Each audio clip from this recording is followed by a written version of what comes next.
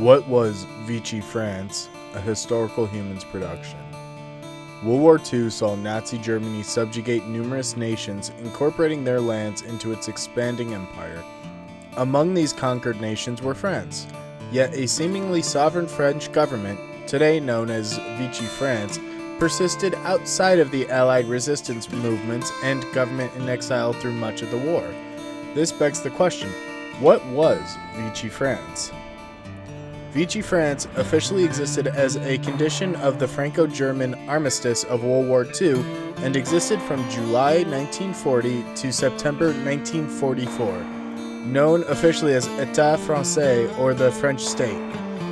Vichy France occupied only the southern 2/5 of the French nation's pre-war European lands, while the rest of France was placed under Nazi military occupation.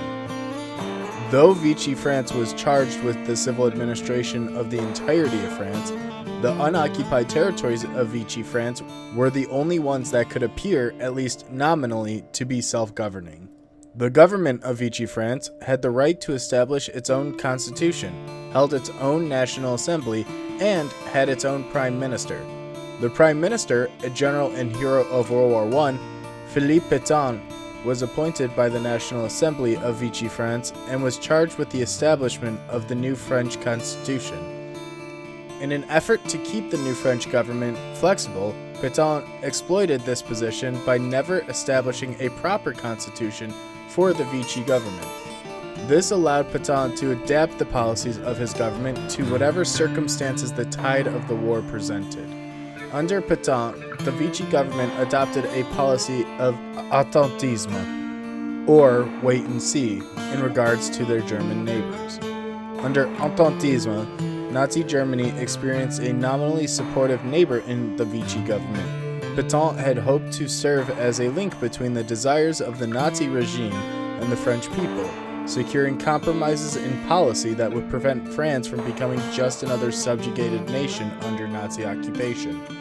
The hope for compromises did not last, as the Nazis used the threat of harm and the promise of the release of French soldiers captured during the Nazis' Blitzkrieg invasion of France.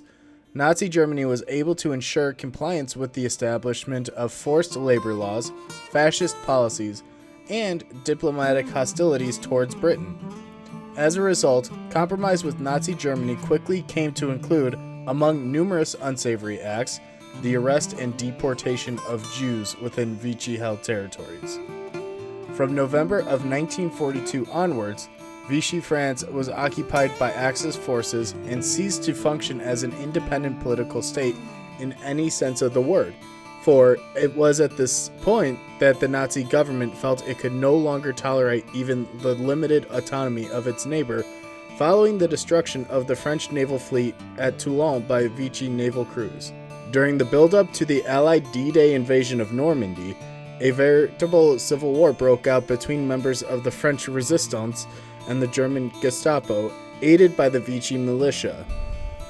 In September of 1944, the Vichy government was declared abolished following the liberation of Paris by Allied forces. Following World War II, Pétain voluntarily handed himself over to the restored French government under Charles de Gaulle. He was convicted as a Nazi collaborator for his role in the Vichy government, namely the installment of fascist policies and compliance with the demands of the Nazi government, and was sentenced to death. This sentence was commuted to life imprisonment in solitary confinement by Charles de Gaulle. Pétain died in captivity in 1951. If you guys enjoyed watching this video, be sure to follow us on all of our social medias and be sure to subscribe down below, and we'll see you guys next week.